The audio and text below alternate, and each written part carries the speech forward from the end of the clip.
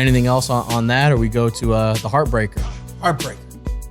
The co-main, Brandon Figueroa making his debut 126. What do you think? Shout out to Mrs. Figueroa. Yeah, shout out to Elmira. Oh, no problem. Strength and conditioning. Oh, no problem. What do we think? He came out different. He did. Came out different. Certainly did. And Ant looked at me and said, Shawn, that's what you've been asking for. That's what you've been wanting.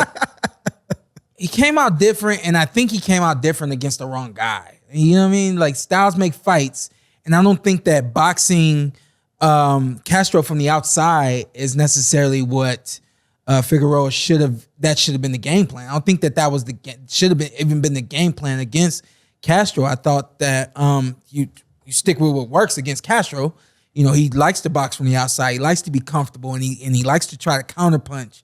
And so I thought that, you know, Figueroa coming out boxing from the outside and Southpaw. trying to throw a little jab, and then he switched and went southpaw. That switch is the ugliest switch I've ever seen in boxing. You probably gonna say that about the spin. So huh? let me say what that. about the spin? The spin led to success. So, but yeah, no, like nice. little things like that. I just didn't think. I was like, this is what I've been asking for, but is this the right guy to do this against? You know what I mean? So ultimately, though, he third round he hit the switch and went back to the inside and being the aggressive guy that he is, overwhelming, and it was only a matter of time from there. Do you think, Shawn, that it wasn't so much his game plan was different? Now he's fighting a 126 pounder. The length of those guys, the physical dimensions, was he? He wasn't comfortably the bigger guy as he typically is at 22. Right. People know that I fought at 165 as an amateur. I never changed the way that I boxed because guys were taller or because guys were bigger than me. I think I would weigh in the first day of the tournament at 165. By the end of the tournament, I was 162, 163. That didn't change the way that I fought. Didn't matter that you were taller or anything like that, or you're bigger. Just because you're coming up to 126, that doesn't mean you have to change who you are. If anything, you take a look at the opponent, and if you feel like the opponent presents some problems for your style, then maybe if you have the ability to make some adjustments, then do that. But I don't want any guy to ever think that I'm going up to a higher weight class. Like I have to fight different. No, you still do what gave you success at the weight class that you were at, and then you make some adjustments along the way depending on who you're getting in the ring with. But I think to answer your question, I think they thought that they had to do something different coming up to 126. Was it, on the opposite end, was it possibly instead a reaction to his fight against Fulton, where he loses to a guy who is more technical on the outside, boxing off his back foot? Do you think maybe he was thinking, well, I didn't get the decision in that fight. It's a question for Figueroa. Maybe you should get him. Maybe we'll get him on. Yeah. But like I'm thinking maybe that, where he's like, well, Coach Calvin said, I rushed him. At the end of the day, it's in your DNA. Absolutely. You're gonna go back to what you do, Yeah. and that's what he did. And it worked. Yeah. I think he was a little cautious, like you saying, going up in weight. But once he gets you on the rope, that's your ass, young man. Yeah. Hey, Figueroa's going to work. It's overwhelming, man. Yeah, And it's a lot. I've been in It's that like you getting position. jumped. Yeah. Yeah. Yeah, against a big dude Who like that. who got you on the rope and worked you? Nobody. I thought you was going there. That never ever happened to me. I was gonna guide you. And Figueroa, He gonna guide me into explaining the ass. he's leading the witness. But and Figueroa also mentioned that he did have he did gas out a little bit. He said at some point, so he he had to did? make sure to get back into his rhythm. But when he gets you on the ropes, it's And Carson, Schmurder, she wrote. he's blessed with something that like Mayweather had, Spence, Porter, stamina. He doesn't get tired. got He great gas. Yeah, it's just like, man, are you ever gonna stop? Yeah. It's just continuously a lot. It's overwhelming. Yeah. It could literally And mentally he's got a break big you. heart too. Yeah. Heartbreaker, And he so has to a say. chin. In the chin, and he's shown by fighting Fulton, he's already shown he has a willingness to fight anybody. If you fight that guy, you'll fight anybody. And fought Luis Neary, who was right. we all thought was going to He was knock supposed him to out lose that potentially. fight. Yeah.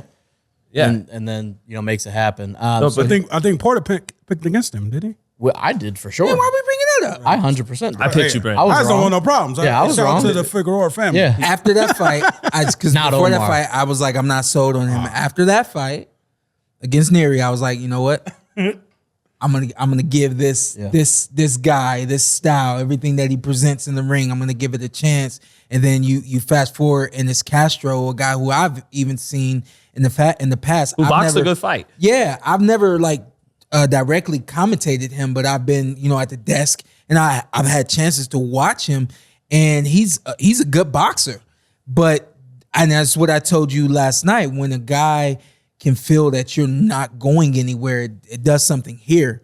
And you guys watch boxing moving forward, you'll see that if you see a guy break down here, you'll see the rest of it just kind of it'll dissipate over the course of the rounds. And that's what happened with Castro. It was just he knew that this guy wasn't going to stop. Caught him with a couple of big right hands. Yeah. And I think that those mentally were like, hoping that would change the tone of the fight. And then when the guy just keeps coming. Never change the tone. And what you do when you feel like you feel kind of helpless in that moment, you start to break down. And that's what Castro did. Yeah. I did think that the stoppage was early. I was bothered. I did too until we I all- realized Castro seemed to not have a problem with it. That could But we tell you talked something, about that. he's a mild-mannered guy. So We he's talked not going to about be that. the type I to, also, right. in the moment, we all thought it was early. Yeah. And then on the replay, I was like, it was maybe a little less early than I thought. And then after seeing the replay again, I was like, nah, it was a good stop. It just if he didn't stop it in the first, the way he was pummeling. Yeah. And I felt like just let him go to the floor, give him a shot. Yeah. Because we had the other moment where it looked like Figueroa threw upwards to 50, 60 punches. Not very many were returned. I have to say this. The referee, Mark Nelson, he yelled, "Hey, show me something or I'm going to have to jump in there." I know it wasn't, the fight really wasn't being in jeopardy of being stopped, but when you have so many punches thrown at you without returning, even though you're moving and you're trying to block and all those types of things, you're in a helpless position, which puts the ref in a position of, I'm going to stop this if I don't see you return anything. And he was going body head too. He didn't do that in the second. He didn't do that in that second second moment there. He should have given the fighter a chance. And I was like, that was a premature stoppage. But I think it was coming though. Yeah. It was coming. He It was was going like- to stop him. Did yeah. we potentially miss Mark Nelson saying that?